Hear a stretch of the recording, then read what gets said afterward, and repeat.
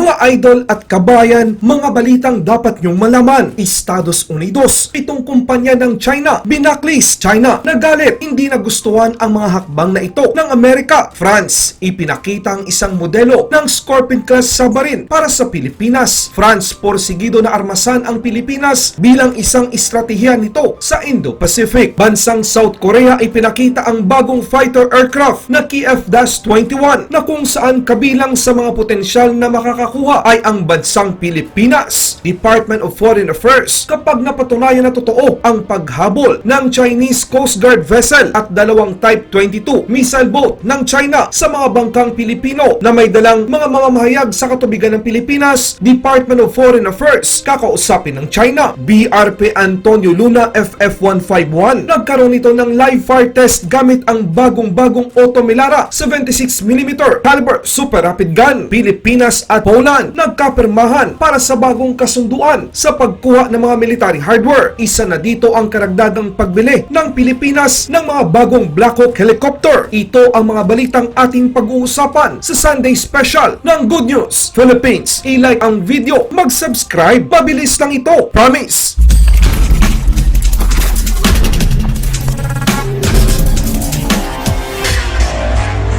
Sinabi ng kagawaran ng komersyo ng Estados Unidos noong Huwebes na nagdaragdag ito ng 7 mga supercomputing entity ng China sa US Economic Blacklist dahil sa pagtulong nito sa pagsisikap ng militar ng China. Sinabi ng kagawaran ng komersyo na ang 7 ay kasangkot sa pagbuo ng mga supercomputer na ginagamit ng mga militar ng China. Ang nakakasira nito sa mga pagsisikap sa paggawa ng makabago ng militar o mga weapons of mass destruction programs. Ang mga kumpanyang Tianjin Paichom Information Technology, Shanghai High Performance Integrated Circuit Design Center, Sunway Microelectronics, National Supercomputing Center, Sainan National Supercomputing Center, Shenzhen National Supercomputing Center, Wuxi at National Supercomputing Center, Zhengzhou sa blacklist ng Estados Unidos. Ang mga kakayahan sa supercomputing ay mahalaga para sa pag-unlad ng marami, marahil halos lahat ng mga modernong sandata at pambansang mga sistema ng seguridad tulad ng mga sandatang nuklear at mga sandatang hypersonic. Sinabi ng kalihim ng Kongreso na si Gina Raimundo sa isang pahayag. Ang China's Foreign Ministry spokesman na si Xiao Leihan ay nagsabing ang Beijing ay magsasagawa ng kinakailangang mga hakbang upang maprotektahan ang mga karapatan at interes ng mga kumpanya. Sa panahon ng pamamahala ng dating Pangulo ng Estados Unidos na si Donald Trump, idinagdag ng Estados Unidos ang dose-dose ng mga kumpanya ng China sa blacklist ng pang-ekonomiya nito, kabilang ang nangungunang tagagawa ng smartphone sa bansa na Huawei Technologies, nangungunang chip maker na SMIC at ang pinakamalaking tagagawa ng drone, ang SZDGI Technology Company Limited. Ipinakita ng bansang France ang isang modelo ng Philippine Navy Scorpion submarine sa isang full video presentation kung saan ang link ay inyong makikita sa description ng video na ito. Ang Philippine Navy at Department of National Defense representative ay dumayo pa sa bansang France upang dumalo sa isang high-level bilateral meeting sa French Navy. Naging mabunga ang mga pag-uusap at nakuha pang bumisita ng Philippine delegation sa pangunguna ni Philippine Navy, Vice Admiral Bacordo at Department of National Defense representative sa mismong paggawaan ng submarine ng kumpanyang Naval Group. 3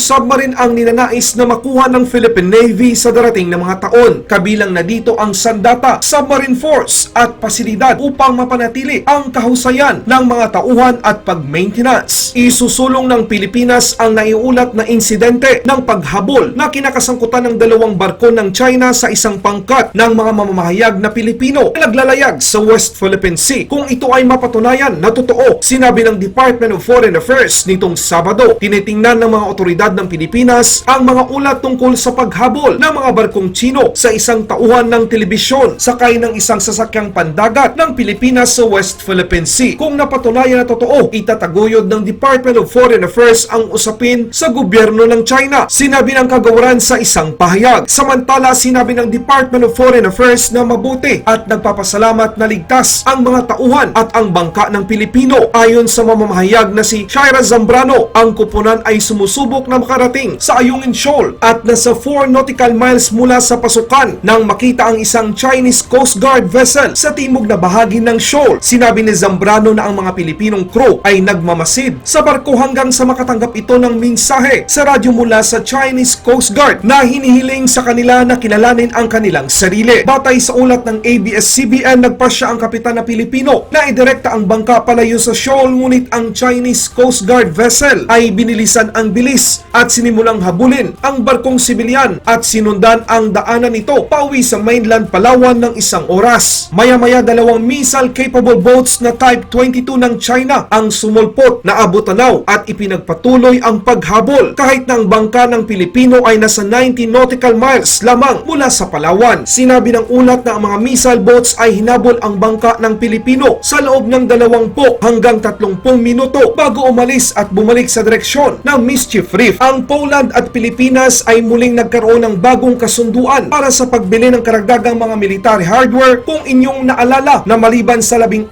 na Black Hawk combat utility helicopter na binili ng Pilipinas sa bansang Poland, bibili pa ang gobyerno ng karagdagang mga Black Hawk upang palitan ang mga UH helicopter sa hanay ng Armed Forces of the Philippines. Ang seremonya sa paglagda ng isang online ng implementation agreement na patungkol sa pagbili ng mga armas at kagamitan sa militar sa pagitan ng Poland at Pilipinas noong 7 ng Abril 2021 sa presensya ni Assistant Secretary Jesus Ray Avella na atasang lumagda mula sa panig ng Pilipinas. Si Brigadier General Karol Daimanowski ay co-signatory sa panig ng Poland. Ang kasunduan ay nagbibigay ng mga alintuntunin sa mga patakaran at pamamaraan sa pagkuha ng pagtatanggol at bumubuo ng legal na balangkas para sa intergovernmental procurement. Wow! Ibig sabihin ito, mga idol at kabayan, sa kabila ng mga protesta ng mga makakaliwang grupo, tuloy na tuloy ang pagbili ng Pilipinas ng mga karagdagang Black Hawk helicopter para matugunan ang mga kakulangan at kabilang sa patuloy ng Armed Forces of the Philippines Modernization Program. Ang Pilipinas ay kabilang sa mga bansang isinaalang-alang bilang mga potensyal na customer ng susunod na henerasyon na Korean fighter na KF-21 ng Korea Aerospace Industries. Sa panahon ng unveiling na kaganapan noong 9 ng Abril para sa unang prototype ng KF-21 bilang fighter aircraft, ay ipinakita ang mga watawat ng mga bansa na pinaniniwala ang mga potensyal na gagamit, kabilang ang watawat ng Pilipinas. Ang Philippine Air Force ay kasalukuyang nagpapatakbo ng 12 mga unit ng FA-50PH na ginawa ng Korean Aerospace Industries. Noong Marso 2020, ang isang analyst na si Abraham 8 sa isang artikulo inilathala sa thediplomat.com ay nagsabing ang Thailand, Pilipinas at maging ang Iraq ay maaring manguna na mga kliyente para sa fighter aircraft na KF-21. Sinabi ng Pangulo ng South Korea na sa panahon ng unveiling event na plano ng South Korea na mag-deploy ng 40 unit sa taong 2028 at 120